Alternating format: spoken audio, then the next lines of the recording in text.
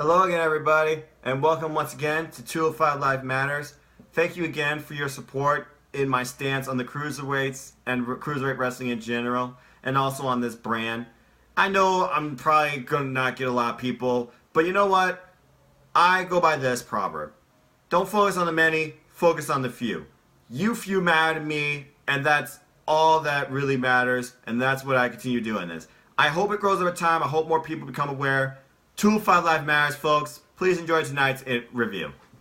Good evening, everybody. Now, I'm just a simple man, and my name is Noah. And welcome once again to another weekly installment of 205 Live Matters, where this week we will discuss basically what I like to call the reset of the Cruiserweight division. Now that the tournament's over, it's time for the Cruiserweights to build themselves up as next contenders for the title and build new storylines within the roster itself. But before that, allow me to introduce my guest tonight, returning 205 Live Matters veteran here, family man, the simple Holiday himself, Mr. Chris Mace. Chris, how are you? Doing good. How you doing tonight? I'm doing all right. It's been a long day with college and work, but I mean, we're on the verge of WrestleMania weekend. We got a lot of stuff ahead of us, but tonight, 205 Live, I think was rather simple, but gave us a very nice show. What are your thoughts? I thought it was pretty simple, but it was also a nice show, and I can't wait to talk about that main event and what I think's going to happen here. Yes, because we definitely got an interesting angle, to say the least, and an interesting dynamic to expect in the coming weeks. But why don't we just get right into it? All right. So, this week marks episode 122 in this series called 205 Live. And basically, we start off with a recap. I like how they always adjust when they do recaps. It's not necessarily Drake Maverick giving it. It's not necessarily a cruiserweight giving it. It's not necessarily just going right into the show, into a match and commentary giving it. This week, it was a video package, basically recalling the events that ended last week's episode. The end of the Cruiserweight Championship #1 Contenders Tournament and the aftermath that followed, where Tony Nese beat Cedric Alexander to many of our pleasures. Not yours, obviously, because you called Cedric. Not mine, but okay. And we saw the aftermath where Buddy Murphy basically, hey, champ's only for himself. No friends here. I'm better than you. See you at WrestleMania. You're not going to stop me. And we get right into the show. And basically, the commentary, they introduce us to the brand, and they talk about the title match coming up at WrestleMania. And they also talk about tonight's show and the matches to expect. And so far, basically, we got a two-match show. Personally, I find no more than 3 needed, because 4, if it's a squash, that's okay, but I feel like 4 kind of waters down what the cruiserweights can give you, okay? Because cruiserweights, they give you more action, better quality matches versus a lot of stuff in the main roster, because it's not filler, it's not stopped by commercials, and it's not just jamming everybody in there or giving you the same stuff every week. I thought it was a nice change that we got just 2 matches once again, but it was a dynamic where one was a tag team, the other was singles. Speaking of which, we go right into it, our first match. And ironically, I was unaware of Cedric and Ariya's Davari, so I thought this was going to actually end the show. It was the Lucha House Party making their return to 205 Live versus Drew Gulak, Jack Gallagher, and Alberto Carrillo. And basically, Lucha House Party, they welcome us into 205 Live, and they say it's Lucha time, because that's their thing, with that giant noise maker. That's the only thing I don't like about the Lucha House Party. I don't think they need that personally. More They people, don't. that's fine. Go with that. Noisemaker, no. So basically, we get right into it. There's a lot of interesting dynamics here. We are trying to figure out how Alberto Carrillo is being trained and basically redefining his style under the tutelage of Drew Gulak for a better 205 Live. And we see how basically the Lucha House Party, who share a similar style of wrestling to Alberto Carrillo, how they interact with one another. And we really got that from the very get-go. As Humberto Carrillo and Grand Metalik, they start off, and it was really a stalemate here. Neither man really gained control. It was basically a filling out. There was mutual respect between the two. There was some deep arm drags. There was some aerial offense exchange. Both men showing their hops. And both men with kip-ups. Basically, it was a stalemate. But then Drew gets in like, get out, get out. Drew trying to lead by example. Drew gets the tag, and basically he gets basically handed by the Lucha House Party in the beginning. There's like an assisted step-up drop kick that takes out both Jack Gallagher and Drew Gulak. And then Penelope, by the way, folks, if you don't know who Penelope is, it's the name of their little pinata. Why? Penelope, she comes into play, not necessarily used, but but I guess comes into play more as like, hey, help me here. Because I think it was Grand Metalik that used Penelope basically to just drop like an arm on Drew Gulak. Then Lindsay Dorado with a big crossbody. And then we get some quick tags between the Lucha House Party. There's like a roll through springboard drop kick. Lindsay with a hard right hand. But then Jack, he basically comes into play and gives their team the advantage after causing Lindsay Dorado to slip on the apron by bottoming the ring skirt, causes a distraction, and then basically Drew Gulak capitalizes. He goes flying off the apron. Jack attacks him, but the ref finds him eventually doing that, and Jack says, he attacked me first. No, he didn't. Of course, Nigel being the heel commentary, he flips over, oh, look at that. He slipped. Aiden's like, are you kidding me? Anyway, following this, we basically get a lot of quick tags for a while from Drew and his team, most between Jack and Drew. Again, leading by example, safe and sound, feet on the ground. Drew says, watch and learn about the Carrillo. He seems rather fickle, to say the least, as he doesn't really know how to interpret this at first, because he didn't really condone the actions carried out by Drew Gulak and Jack Gallagher. But eventually he gets in and he gets a little bit of offense into, and basically, we'll get into that though. Let's see here. Let's see, Drew and Jack tagged each other like 6 or 5 times. Good grief almighty. Lindsay, though, he gets a roll through. Metalik gets the tag, and Jack, he goes for the mask. Everybody goes for the mask when it comes to the luchadors. I really wish that wasn't such a typical heel move to go after. Who do you think you are, TJP? By the way, good luck in the independent circuit, TJP. I'm just saying. Basically, Alberto Carrillo, he finally gets tagged in, and he does a springboard kick, which Drew immediately says, why'd you do that? That was unnecessary. You could have kicked him right there. And again, Carrillo's like, And then basically we get tag out again with Drew. Drew with a couple of cheap shots, taking out the rest of the Lucha House Party. So again, they're isolating the man to their corner. Carrillo, he's just there watching, not really condoning it, seemed confused. Jack, he tags in, we get armbar. Drew tags in, gets some offense, we get a cover, nothing special. Then Drew, being the technical specialist he is, he grounds Lucha House Party into a submission hold. And then Jack gets tagged, vicious uppercut. And then Carrillo, he comes back in and starts to basically interpret what Drew and Jack are trying to teach him. Basically stuck to ground-based offense, and commentating putting over how Roberto Carrillo, he's just trying to learn all the styles of 205 Live and wrestling in general. But Aiden compares Roberto Carrillo to basically an eagle. It's nice to watch, but let the eagle fly. By the way, in English, what is his obsession with Roberto Carrillo? The handsome Roberto Carrillo. It just seems kind of weird to me. I'm like, okay, we get it. You like his look. Why don't you interview him in the ring if that's what you like so much, or tag team with him? Anyway, basically, yeah, ground-based offense. We get quick tags again between Drew and Jack. But the Lucha House Party, they finally gain a little bit of momentum after a springboard double elbow takes out both men. And then there's finally a tag to Kalisto, who's now in the ring with Carrillo. Kalisto basically the leader of the Lucha House Party here, people.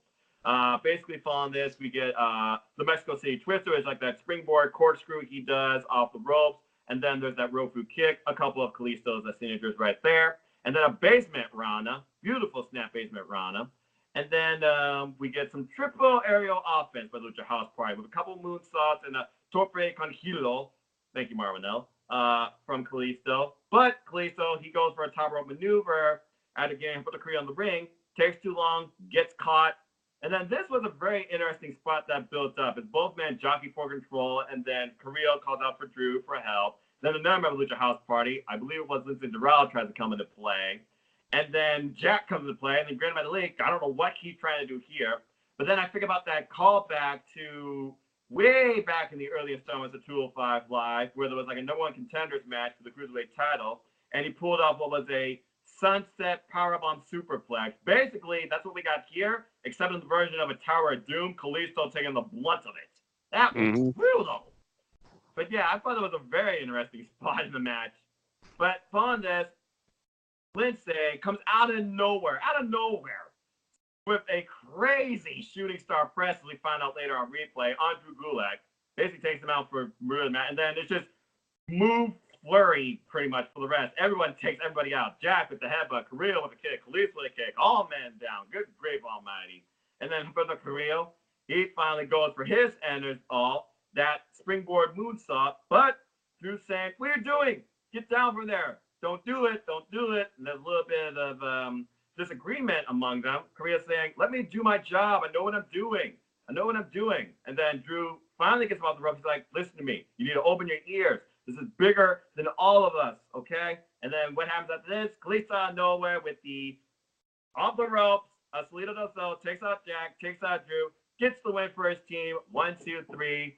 Extremely happy they are, and a little bit of disagreement and possibly cracks forming in the team of Drew, Jack, and Carrillo, where Drew and Carrillo are just arguing with each other nonstop about that finish, and Jack's trying to be peacemaker. So, a nice opening contest, a great welcome back to the Lucha House Party, where they rightfully belong and where they rightfully can showcase their fun, fast-paced, in-ring style and aerial antics. And we're getting more development of the Humberto Carrillo Drew Gulak storyline, which I believe is going to descend into a one-on-one match between the two. Chris, what are your thoughts on this match and the outcome? I thought, like I said, it was starting slow pace. And like I said, I thought it did a good job building a story, building the friction, starting to build the cracks and the friction between Gulak and, I don't want to call this man Alberto Del Rio because his name sounds so much like that. I want to call that man Alberto Del Rio so much. But like I said, building the friction, like that teacher-student kind of thing, you get that friction. Like, I know what I'm doing. No, do it this way. No, I don't want to. No, I like the storytelling like that. I like the match. I like the Tower of Doom spot they did. Even though I know they do that a lot, but I think in this instance it worked really well. I thought it looked really badass how it looked. And I said I like the ending of the match where, like I said, you still get Drew Gulak, like the teacher-student dynamic. No, you need to do it this way. No, do it. And then ended up costing them the match at the end. Like I said, I thought it was a good storytelling. I thought it was a good match to open up the show. Yeah, and I'll be interested to see what happens next week as far as those 6 men go. Is Lucha House Party going to basically face the men in separate one-on-one matches? Is it going to start off with Drew Gulak leading by example facing, I don't know, let's say Dorado? Is it going to be Alberto Carrillo versus Kalisto in the end? Because I would like to see that personally. Is Jack Gallagher, is he going to try and just mediate all this, and then basically he's going to be the guy that either like headbutts Carrillo or be like, Drew, calm down, give him time. Is Jack going to take over for Drew, basically, and lead Carrillo? There's a lot of interesting dynamics between these three, and I'm curious to see what happens next. And good win for Lucha House Party. So, yeah, I got no complaints about what I saw. Good opener overall. Following this, we go backstage to Kayla Braxton, who interviewed Mike and Maria Kanellis. And basically, she congratulated them on last week's victory for Mike Kanellis. Finally picks up a win on Akira Tozawa with Maria's help, which Clea brings up, basically saying that she may have played into the role of helping Mike get the win. But Maria brings up the point of, don't doubt my husband, Mike Kanellis. And then Mike comes in and says, hey, who's the guy that got the pinfall and implanted the guy's head in the mat? Well, that's right. I did it.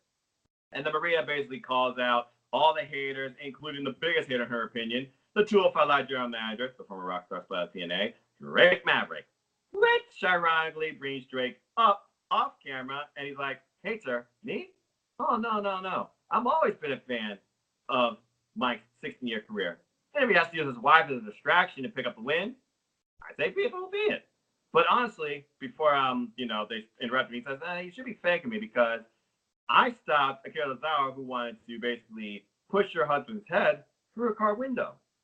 Or so it sounds like. I'm a little sketchy on Japanese. I can only imagine what that sounded like. I'm not going to even try and even say what that could be in Japanese because I don't even know Japanese myself. I barely know Spanish. Basically, following this, though, he says that Akira Tozawa is going to get a rematch. Not necessarily next week, but he is going to get a rematch with Mike Nose. And if Maria wants to be in Mike's corner, then Akira is going to have D. Brian Kendrick in his. So it's going to be interesting to see what happens there and how D. Brian Kendrick could play into the dynamic of the match, especially him and Maria basically interacting with each other on the outside ring area. So I'm kind of curious, is this going to devolve into Mike Kanellis versus D. Brian Kendrick as a redemption type match, or they're just going to train? It's going to be 50-50 booking whenever this match might happen. What are your thoughts, Chris? Well, I hope it's not 50-50 booking. Like I said, Mike Kanellis got a big win last week to me. He needs to go ahead and face him again, get a win again. Don't do the 50-50 bookie. Maybe something happens where the Brian Kendrick tries to help Kazawa out, and then something screws up or something. He ends up costing him a match, and then it sets up the feud with Mike Kanellis and the Brian Kendrick, and then they could go from there and go ahead and go with that storyline and do that. Yeah, and you bring up an interesting idea. What if Maria inadvertently somehow makes Brian Kendrick cause Akira Tozawa the match? That would be an interesting dynamic in itself, too, because we all know Maria, she plays games. She's a psychologist, basically. She's going to do what's best for her husband, but she's also going to do whatever she can to basically distract Mike's opponents. Right. So, yeah, I'm curious to see what that could lead to right there. Again, the beauty of 205 Live, yeah, there's no title involved, but there's interesting stories going on within the roster, and eventually it could lead to one of these men being the next contender to the Cruiserweight title, which we get into now, segue, with the champ, Buddy Murphy, giving us a promo, not from Melbourne, Australia, not from 205 Live in that arena itself, but walking through the locker rooms of the Performance Center down in Orlando, Florida. I like how he constantly reiterates where he is in every promo he does. Very interesting. And basically what he says, he basically explains his action from last week. He said what he did was to protect Tony. No, I'll take that back. Basically, he says he's down there to protect Tony and the match. Because he said that if him and Tony were in the same building, he knew what we would have to do. He would have to hurt him. And he's saying last week he didn't want to hurt him. He's saying he basically just wanted to wake him up. Basically let him know that I am better than you, and I'm better than anyone. And I'm always 10 steps ahead of you.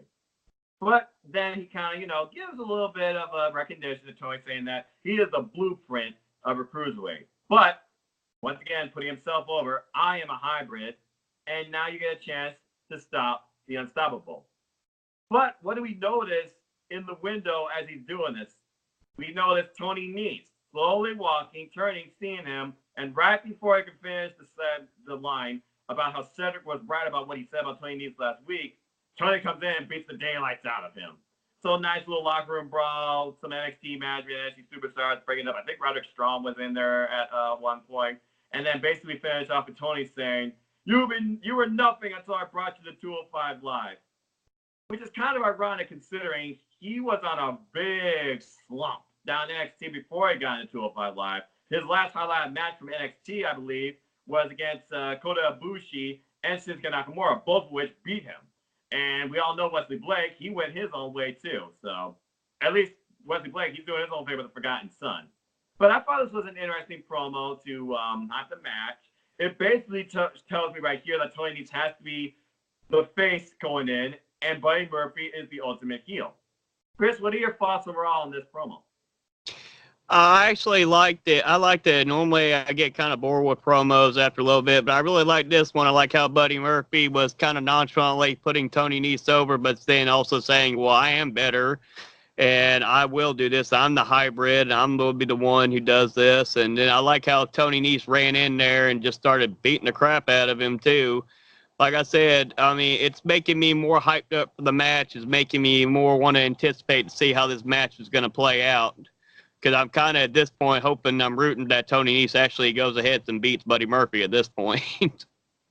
Interesting and bold prediction. You know what? Why not? So basically, your pick to win this match is Tony Nese. Let me ask you this. If Tony Nese does win, do you see Buddy Murphy staying on the brand, working his way back up to another rematch, or with the international shakeup at this point just impending, and we got the Raw and SmackDown Live after WrestleMania where everything changes and we get surprises, do you see Buddy Murphy debuting on the main roster? And if so, where? I would see Buddy Murphy more likely going to SmackDown. I think he'd be a better fit for SmackDown at this point. If he loses the title at WrestleMania, we'll have to just wait and see how that match plays out. But it's there after, like I said, after Tony Nese's surprise win to me, because like I said, I wasn't picking him to win this tournament. Never picked him once, but he won. And like I said, the way they're building it up now, I'm getting more interested. And I'm going more towards, like I said, Tony Nese winning it at WrestleMania. I think it's about his time to win that title. Well, he has been on since the first episode, and it would be a moment. And it is also in his hometown, but we all know how WWE treats hometowns 90% of the time. But this is WrestleMania, the biggest show of the year, the showcase of the Immortals. And this match does not belong on the kickoff show. And I will say this, because after this, we got the WrestleMania countdown and that weird song, work, you got this. What the hell is with this bullshit pop music anyway? God. Where was the last decent WrestleMania song? Hell, I still listen to Saliva, ladies and gentlemen. I'll take Kid Rock, not Flow Rider. Give me something that actually makes sense and makes me actually care about WrestleMania. God. Hey, bring Fred Durst back and get Limp Bizkit back together. Let him be on there again. But I digress. Yeah.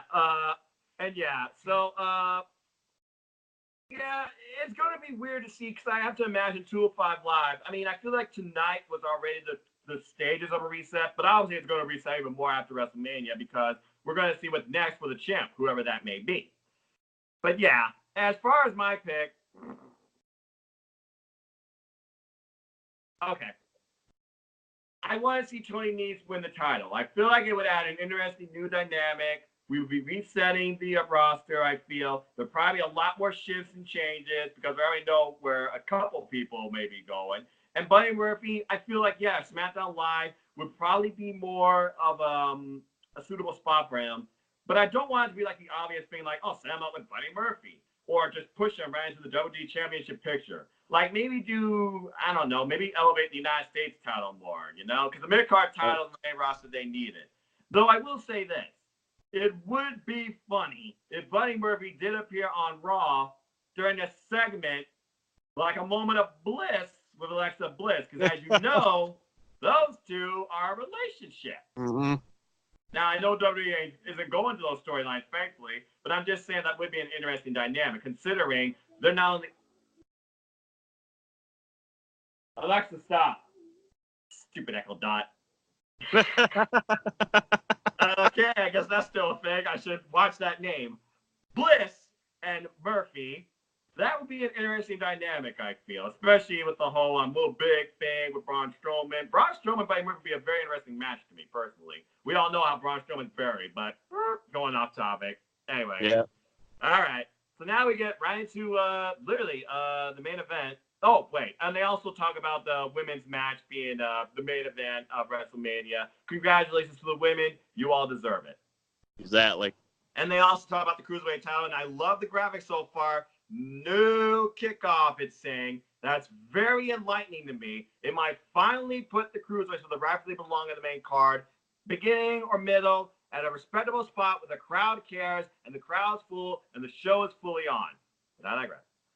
So we get into our main event now. Ariya Daivari finally returned from hiatus, whatever, versus Cedric Alexander. Not just saying Cedric Alexander, he is the elite of 205 Live, and also saying how Ariya Daivari, he wanted some serious competition. Well, you got it.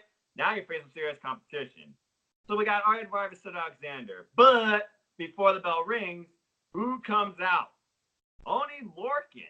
Now, this is interesting because I thought, wait, is that a one-off? Is he officially signed? And then commentators putting over the fact, what's he doing out here? I mean, I know he previously was in the tournament. He lost the tournament. He has history with Cedric Alexander from that tournament, but he hasn't, officially signed. But apparently there were talks, not official, but there were talks with Drake Maverick. And they're all putting over how, basically, he's not going on commentary, but we got an extra headset for him. And, they're curious why he's out there. And he's just out there watching, wearing a shirt that says, Only Rules. Very curious to me with that thing.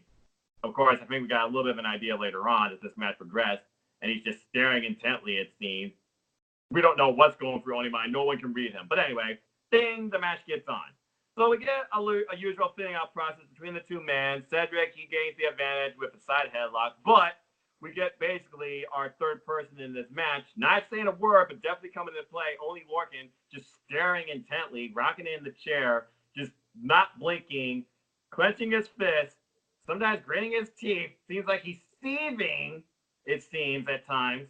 And basically, both men, they fight for control in the beginning. Ariya, he eats a forearm. And then there's a drop kick while Cedric is staring directly at Oney. And Oney looks like he's just about to get him and beat the daylights out of him. I feel like Oney Lorcan was out there to watch Cedric Alexander, if nothing else. And Cedric, I feel like, had that idea too. But anyway, following this cover, nothing special.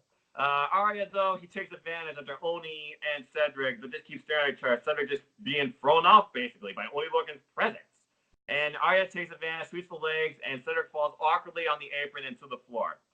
Following this, Ariya Daivari, he capitalizes with some offense and a vicious clothesline. Turns Cedric Alexander inside out into a nice cover, and Oney intensely stares. So again, we don't know, what is he looking for here? Is he looking for Cedric losing? Is he figuring out these two men? What is Cedric's game here? We're just wondering.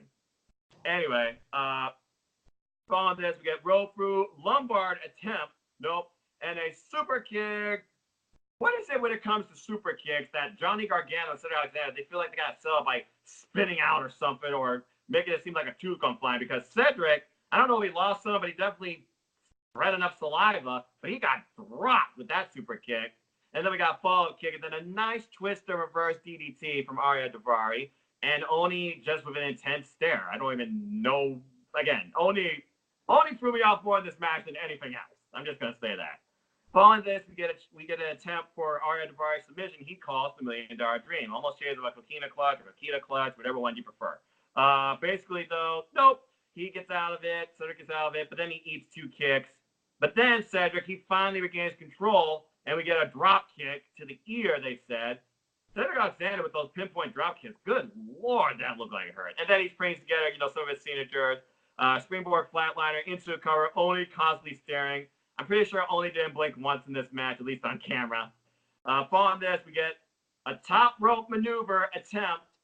When is Cedric going to learn that top rope maneuvers and him just don't agree? He either slips, botches, or gets caught. This is like the 4th week, I think, now in a row that end up biting him in the ass.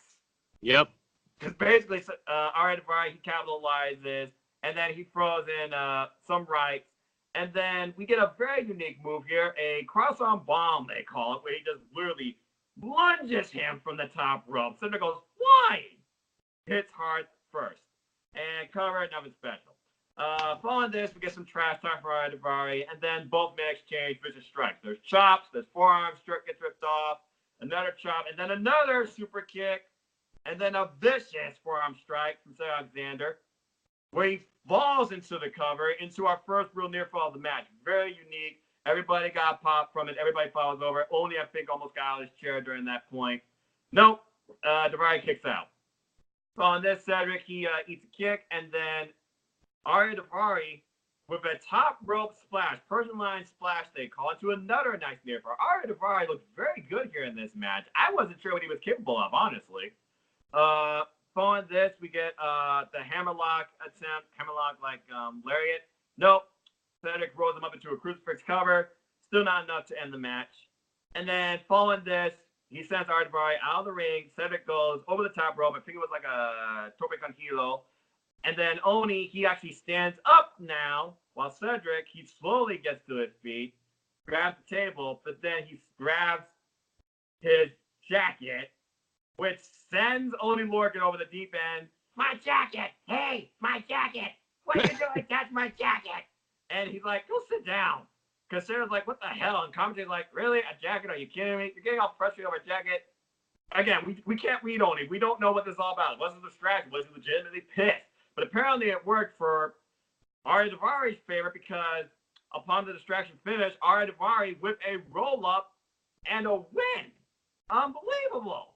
Ariya Daivari with the quick roll-up win, back from his hiatus on 205 Live in pure ring action, picks up a win on the former Cruiserweight champion, Cedric Alexander. And Oney Lorcan, he doesn't look happy. He still looks pissed. He's gripping the jacket. He slowly brings his head up, and then he goes to the ring and beats the daylights out of Cedric Alexander. But then Cedric, he capitalizes, and eventually, personnel, they come out from the back, try and break up the brawl and all that type of stuff. And then he's like, okay, I'm fine. Oney says he's fine. And then he drops Cedric, but I don't know what that was. but Cedric's eyes glaze over. He gets like a weird, awkward smile. Oney does. Literally just walk into the back. Show ends. Well, that was certainly weird. There's two things I can take away from this. Ariya has grown incredibly in his moveset and in-ring offense. Good for him. Oney Lorcan, Cedric Alexander, I'm looking forward to Oney versus Cedric too, because that sounds like what's happening here. Because I can only imagine whatever mind games are going to play between these two. Maybe Cedric now will distract Oney during his match, because as we find out later from 205 Live's official Twitter page and from General Magic Maverick himself, Oney Lorcan is officially signed to 205 Live. So this was very unique for me, and it filled a lot of stuff and really made me wonder what's next for all three of these men. Oh, by the way, Ariya finding the entire time with a gold chain around his neck, I'm surprised they didn't rip it off him. Good match, great closer. And I'm really left thinking. Chris, your thoughts on this match and Oney Lorcan?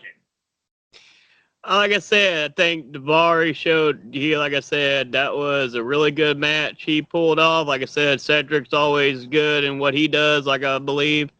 I like the dynamic with Lorcan. Like I said, he's just come out there. He's just intensely staring. It makes me wonder, like, okay, is he wanting to get payback because of how he lost to Cedric Alexander in the semifinals? Is that what his intentions are? I kind of feel like at this point, what they're probably maybe setting up with, and I don't like to have to say it how I want to say it, but I'm going to. I feel like if they're going to do Buddy Murphy versus Tony Nese on the main show, that they might have this as a pre-show match doing Cedric Alexander both versus Oney Lorcan in a rematch from the semifinals and the pre-show. And that may be the easiest way to make sure that Buddy Murphy versus Tony Nese for the Cruiserweight title is on the main show by having a Cruiserweight match on the pre-show as well. Well, I will say this. It would be a first for WrestleMania to have two. Well, in this installment, 205 anyway, two Cruiserweight matches on the card itself. Whether or not one's a main card, one's pre-show, both are main card, both on pre-show. I hope that's not the case. Please, no. But yeah, you do offer an interesting dynamic there, because I would get more exposure to 205 Live. We got an international crowd here, so they know Oney Lorcan from his tag team dynamics with Danny Burch in NXT and NXT UK. Cedric Alexander, of course, being on the big stage before. They'll remember him. He was on Kickoff Show before. But I feel like if you're going to do that match, it probably would just be a good actual filler match for the main card, because I feel like the only thing worth from the Kickoff Show at this point are the two Battle Royales and Bobby Lashley versus Finn Balor, because who the fuck cares about that match? But yeah, that's an interesting idea, though, to definitely get more exposure to the Cruiserweight division. And yeah, it's gotta be inevitable at this point. We're gonna get Cedric Alexander versus Oney Lorcan. I don't feel like it's gonna happen next week, to be honest with you, on WrestleMania or 205 Live. I feel like they're gonna build it out a little more, because this sounds like a high-profile match to me. So yeah, but I could kind of see it being a WrestleMania match only because of the fact that, like I said, they had the semifinal match was a damn good match. Like I said, it could be an interesting feud because Lorcan's pissed off because how Cedric Alexander beat him and everything. He's pissed off. He wants his payback. And he could go to WrestleMania, whether it's on the pre-show, on the main show, and get his win over Cedric Alexander. I think that would be a good way to go, and then build up Lorcan as a credible challenger to the Cruiserweight title later down the road. Yeah, Oney Lorcan versus Tony Nese or Buddy Murphy. Now, the fact that he's got the heel dynamic, it seems here, that would be interesting as Buddy retains the title and that match is set between those two. Oh, by the way, Oney Rules. Interesting shirt.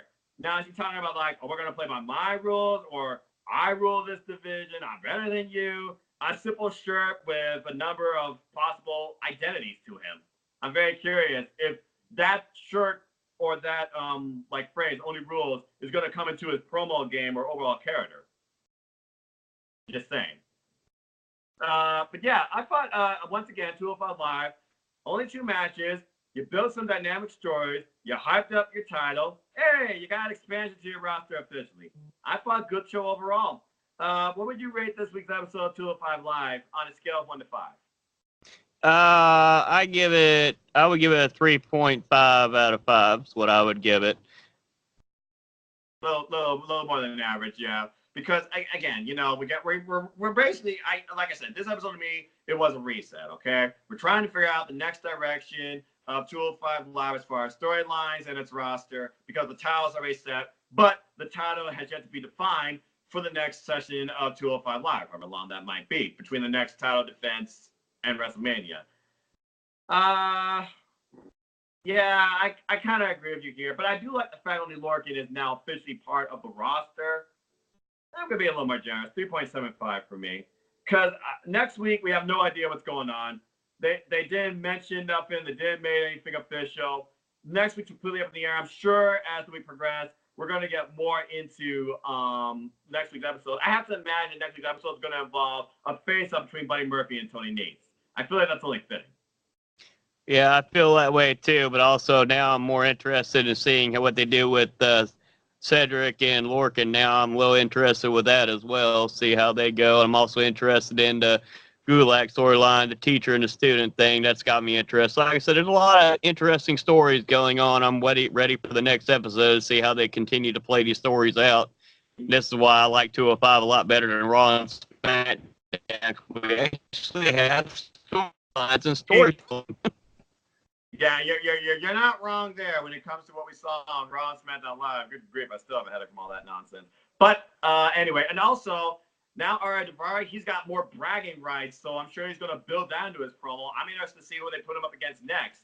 Is this going to drive him forward to the Cruiserweight title, or are they going to try and get Cedric a redemption and do Ariya Daivari versus Cedric Alexander again? There's a lot of interesting dynamics here. I have no idea what to expect. So yeah. All right, well, that was 205 Live. I must say, this really felt like a reset to me, just like I explained in my review tonight with Chris. So stay tuned, folks, for Simple Stances. We'll be talking about everything Cruiserweight Wrestling. Like, share, subscribe, comment, tell a friend. Come join in the fun. And until the next video, have a good night.